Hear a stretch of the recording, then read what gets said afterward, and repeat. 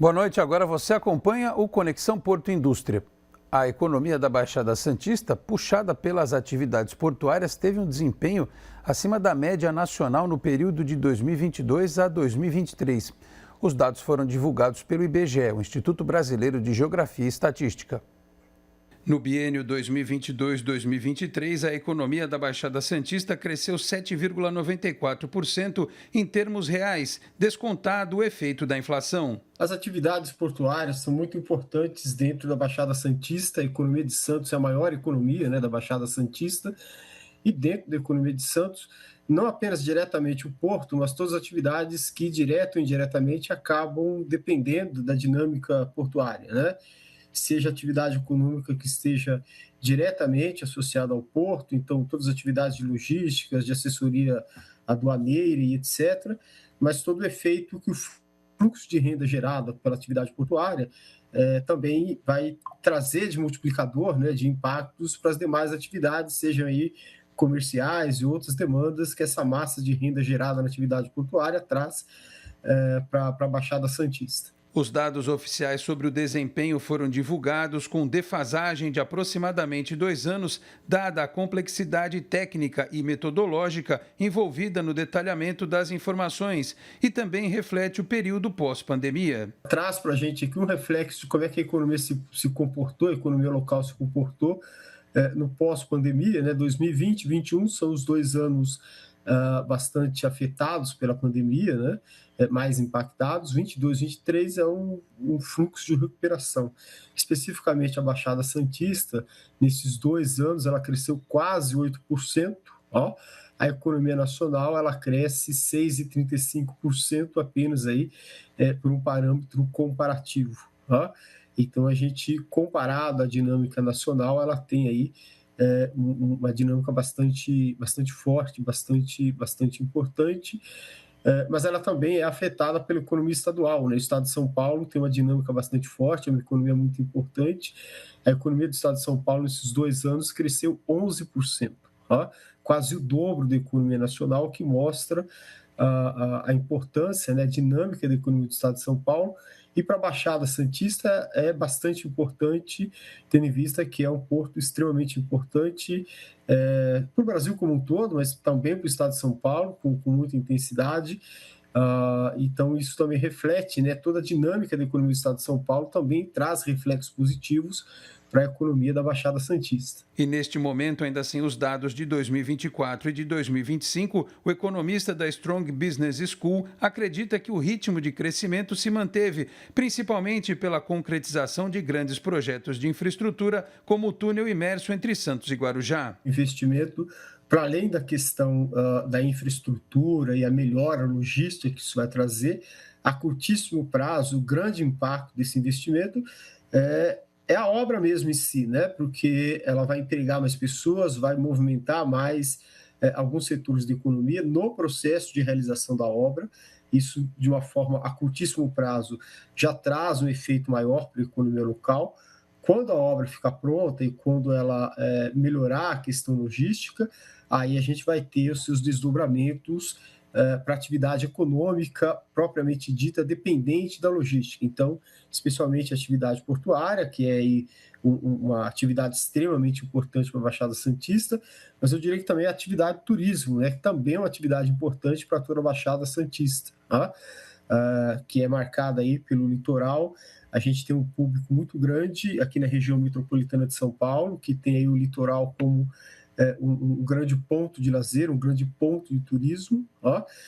Então, a obra também melhora a questão da logística, inclusive para o turismo. Um resultado que tende a se manter especialmente com a expansão das atividades portuárias para outras cidades da Baixada Santista, com a nova configuração da poligonal do Porto de Santos. Municípios como São Vicente, por exemplo, até já dispõem de áreas e investidores interessados nestas atividades. Quando a gente olha para economias regionais, há um ponto extremamente importante, talvez politicamente, em alguns contextos, é difícil superar isso. É muito importante que se pense a atividade econômica do ponto de vista regional, não do ponto de vista fechado dentro do município. Porque o município tem os seus limites de espaço, os seus limites de planejamento urbano, de área disponível, ó, e isso muitas vezes é um limitador.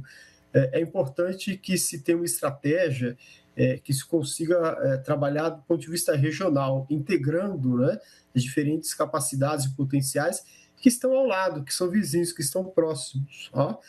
E isso é importante, é benéfico para todos os municípios que estão ali ao redor. Ó.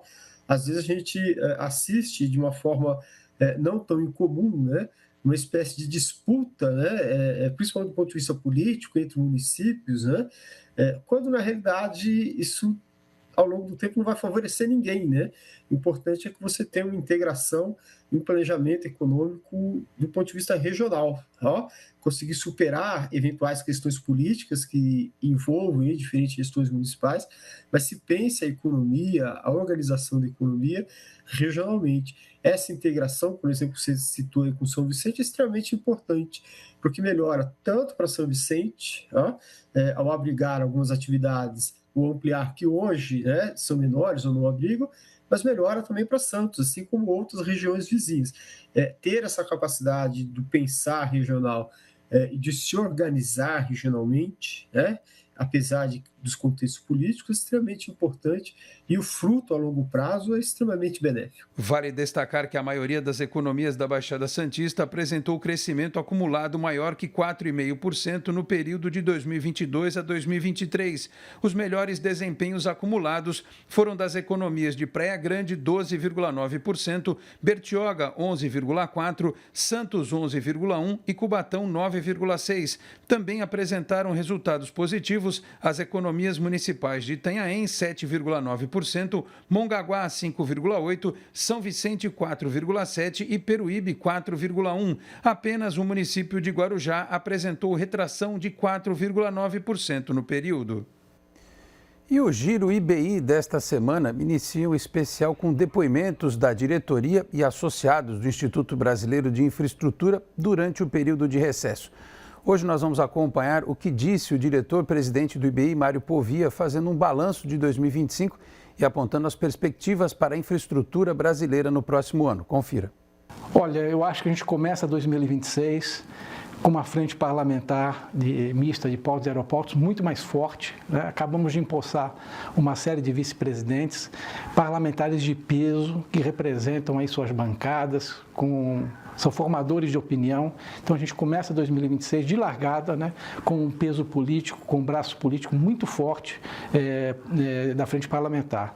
E é claro, o Instituto é um desdobramento disso, né? Nós vamos ter muitos desafios, vamos continuar com as nossas pautas, né, os nossos dois grandes projetos, o IBI Social e o Observatório de Transporte, mas vamos também tocar aqui a nossa missão internacional, vamos fazer os nossos DEIs, né, provavelmente 2 estados vão ser contemplados aí em 2026, vamos ter também DEIs relativamente a órgãos, né, que vêm para cá mostrar como funcionam determinadas estruturas no Brasil, né?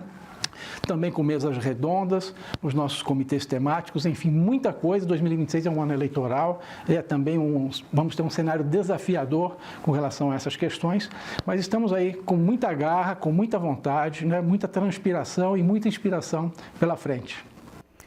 E o Conexão Porto Indústria de hoje fica por aqui. Nós voltamos na segunda-feira, às 7h30 da noite. Muito obrigado a todos pela audiência, bom fim de semana, até lá. Tchau, pessoal.